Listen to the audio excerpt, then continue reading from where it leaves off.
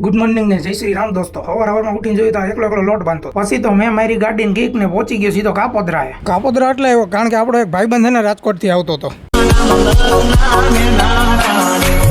એ આવી ગયો ને ગાડી બેઠો તો એકલો એકલો હું બોલતો કે ખબર જ ન પડી. પછી પહોંચ્યા ઘરે ને પેલા બેહી ગયો પોતે ને પછી મને બેહવાની સલાહ કરે. બેહવાનું ન કીધું પણ ચા લઈને આવ્યો મારો દીકરો. ચા પીને કીધું હવે ઘરે હું જાય, મફતની ચા તો પી લીધી, નાવાની ગોળી લઈ લેવું. આ માણા ગાડીમાં જ પડી ગયો, તેનો જવાબદાર કોણ હોય?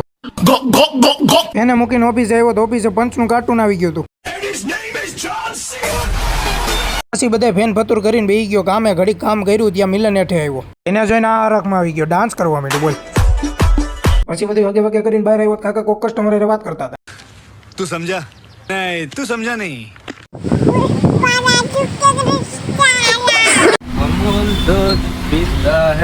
થોડા ખર્ચા પણ એના ઘટ લેવી.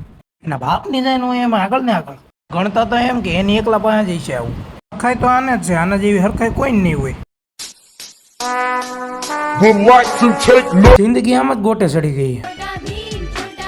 પછી તો હાઈન પડી ગઈ, પાર્સલ ને બેહાડે મહિના ખપ ખપ કરતા ભાગવા.